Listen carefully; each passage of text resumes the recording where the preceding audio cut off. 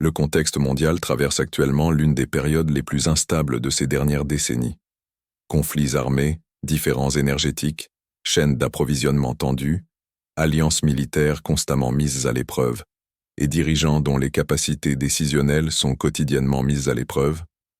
Dans un tel environnement, tout signe de faiblesse au sein du leadership d'une puissance mondiale cesse d'être un problème interne et devient un risque systémique. Ces dernières semaines, ce risque est revenu au cœur du débat international. Ce qui était autrefois considéré comme du bruit politique est désormais scruté de près par les alliés, les adversaires et les services de renseignement du monde entier. L'attention ne se porte plus seulement sur le discours, la rhétorique ou la stratégie, elle porte sur l'état réel du commandement, du contrôle et du discernement de ceux qui occupent des postes capables de mobiliser les forces militaires, d'influencer les marchés et de modifier l'équilibre mondial en quelques minutes. Lors d'une récente réunion de haut niveau, suivie de près par la presse internationale et les diplomates, on a constaté bien plus qu'une simple mauvaise gestion. Il s'agissait d'une série de signes qui, mis bout à bout, ont suscité de vives inquiétudes. La communication était erratique, le raisonnement décousu et la direction de la réunion a perdu toute cohérence stratégique. Des observateurs expérimentés ont identifié des schémas inhabituels dans les environnements de commandement à haute pression, et la situation a rapidement dépassé le simple embarras politique. Dans un contexte géopolitique, les réunions de ce genre ne sont pas régies par un protocole strict. Chaque mot est pesé, chaque geste est analysé, chaque hésitation est notée. Lorsque le comportement s'écarte du schéma attendu, l'interprétation n'est pas émotionnelle mais stratégique. Et c'est précisément ce qui s'est produit. Au-delà de l'échange verbal confus, les images prises lors de la réunion ont attiré l'attention d'analystes indépendants, de journalistes spécialisés et de professionnels de la santé. Les mains du dirigeant en question présentaient une coloration inhabituelle, incompatible avec les schémas normaux de la circulation sanguine périphérique dans des conditions environnementales normales. Les tentatives manifestes de dissimulation n'ont fait qu'accroître l'attention portée à ce détail. Dans les milieux de haut niveau, rien ne passe inaperçu. Historiquement, les signes physiques subtils chez les dirigeants mondiaux ont toujours été scrutés de près. Pendant la guerre froide, les tremblements, les pertes de mémoire et les troubles moteurs ont influencé les analyses stratégiques et les décisions diplomatiques. La raison est simple, les dirigeants ne sont pas de simples individus, ils sont des vecteurs de pouvoir. La coloration anormale observée sur les deux mains a donné lieu à plusieurs hypothèses techniques. Il ne s'agit pas de conclusions mais d'analyses plausibles proposées par des spécialistes et des commentateurs, et qui relèvent de la libre interprétation. L'une des hypothèses les plus discutées est le recours fréquent aux perfusions intraveineuses, une procédure courante dans les traitements neurologiques modernes, notamment ceux visant à prendre en charge les maladies dégénératives. L'utilisation répétée des veines périphériques, notamment au niveau des mains, peut entraîner un collapsus veineux, une inflammation locale et des modifications visibles de la coloration cutanée. De petits points, compatibles avec des ponctions, ont été identifiés sur des images agrandies, alimentant ainsi le débat. Aucune de ces observations, prises isolément, ne permet de confirmer un diagnostic. Cependant, dans ce contexte, la régularité des gestes prime sur la certitude absolue. Le débat s'est intensifié avec la diffusion de comparaisons visuelles avec des patients sous thérapie neurologique intraveineuse. Les médicaments modernes utilisés dans le traitement du déclin cognitif sont administrés précisément de cette manière. Ils visent à réduire les plaques amyloïdes dans le cerveau, associées à des processus dégénératifs progressifs. Ces traitements nécessitent une surveillance par imagerie constante, précisément en raison des risques encourus. Voici un point délicat. La transparence. Dans les démocraties établies, la santé des dirigeants occupant des postes clés a toujours été considérée comme une question d'intérêt public lorsqu'elle influe sur leur capacité à gouverner. L'absence d'informations claires, associée à des explications vagues, ne fait qu'amplifier la méfiance, surtout dans un contexte international déjà saturé de désinformation et de tensions. Les antécédents familiaux font également l'objet d'une réévaluation par les analystes. Les cas documentés de maladies neurodégénératives chez les apparentés directs contribuent statistiquement à sensibiliser aux possibles prédispositions génétiques. Il ne s'agit pas de stigmatisation mais d'analyse des risques, une démarche courante dans toute évaluation stratégique du leadership, qu'elle soit militaire, politique ou d'entreprise.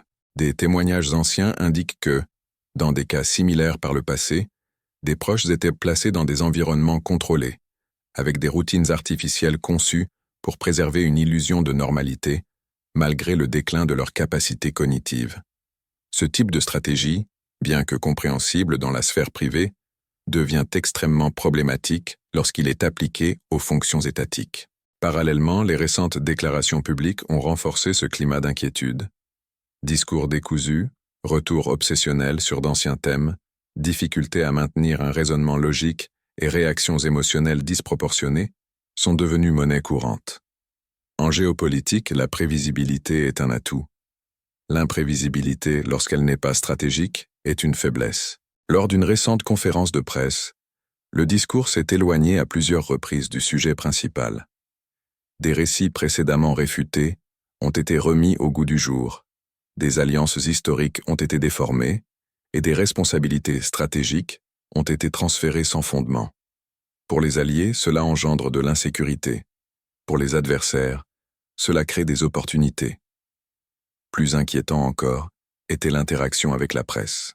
Au lieu d'une maîtrise du récit, on constatait une dispersion des informations. Commentaires inappropriés, plaisanteries déplacées et décisions improvisées en temps réel révélaient une absence flagrante de filtre stratégique. Dans un contexte de commandement, cela est interprété comme une perte de contrôle de la direction. Sur la scène internationale, ces signaux ne sont pas ignorés. Les puissances rivales surveillent de près tout signe de faiblesse au sein du centre de décision de l'adversaire. Les récents mouvements militaires dans les régions sensibles ne sont pas fortuits. Ils constituent des réponses calculées à des opportunités perçues. Parallèlement, des décisions militaires controversées ont commencé à émerger. Des opérations annoncées sans objectif clair, avec des justifications fragiles et des cibles douteuses, ont suscité des interrogations, même chez les analystes les plus fidèles à l'histoire. Récemment, une action militaire a été présentée comme une réponse à une menace précise, mais les faits sur le terrain n'ont pas corroboré cette version des faits. Cela a eu des répercussions immédiates. Les puissances asiatiques ont intensifié leurs exercices militaires dans des zones stratégiques, démontrant ainsi leur capacité de réaction et testant les limites de leur pouvoir. En géopolitique, les signaux faibles engendrent des tests rigoureux. Lorsque le leadership semble faiblir, le système international réagit. La lutte pour les ressources critiques, comme l'énergie et les minéraux stratégiques, ajoute une nouvelle dimension au risque. Les pays qui contrôlent les chaînes d'approvisionnement vitales deviennent des champs de bataille. Toute action irréfléchie peut déclencher des réactions en chaîne, affectant les alliances, les marchés et la stabilité régionale. En interne, le débat sur les mécanismes de contrôle constitutionnel a refait surface. Selon certaines sources, des conseillers discutent, à huis clos, de scénarios d'urgence pour faire face à d'éventuelles pertes de contrôle. Ces débats, à eux seuls, témoignent déjà d'une inquiétude institutionnelle. Les neurologues insistent sur le fait que les tests cognitifs ne sont pas des outils d'autopromotion. Ils servent au diagnostic et au suivi. La répétition fréquente de ces tests témoigne d'un suivi clinique continu et non d'une simple formalité. Chez les dirigeants internationaux, cette pratique doit s'accompagner d'une transparence à la hauteur de la responsabilité qui incombe à leurs fonctions. Les comportements désinhibés observés, accès de colère, attaques personnelles sans arrière-pensée politique, propos racistes et décisions impulsives, sont fréquemment associés à des troubles neurologiques à un stade précoce ou intermédiaire. Il ne s'agit pas d'un diagnostic mais d'un schéma comportemental observé dans de nombreuses études cliniques. Le problème central n'est ni partisan, ni idéologique. Il est structurel. Dans un monde où les décisions se prennent en quelques minutes et où leurs conséquences se font sentir pendant des générations, la stabilité cognitive du commandement est un pilier de la sécurité mondiale. Les alliés observent avec prudence. Les adversaires testent les limites. Les marchés intègrent le risque dans leurs calculs.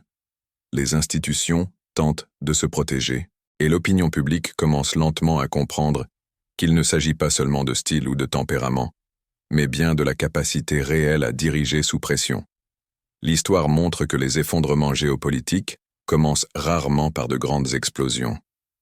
Ils débutent par de petits signes, ignorés de tous. Un discours sorti de son contexte, une décision mal expliquée, un geste qui passe inaperçu, un silence là où la clarté devrait régner. Le monde moderne ne tolère pas ce genre d'erreurs.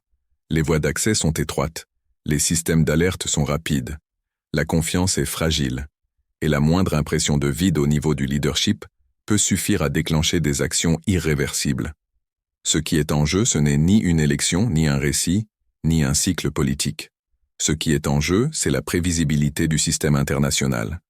Ce qui est en jeu, c'est la confiance entre alliés. Ce qui est en jeu, c'est la capacité d'empêcher que les crises régionales ne dégénèrent en conflits mondiaux. La question qui demeure n'est pas de savoir si les signes existent, ils sont bel et bien enregistrés.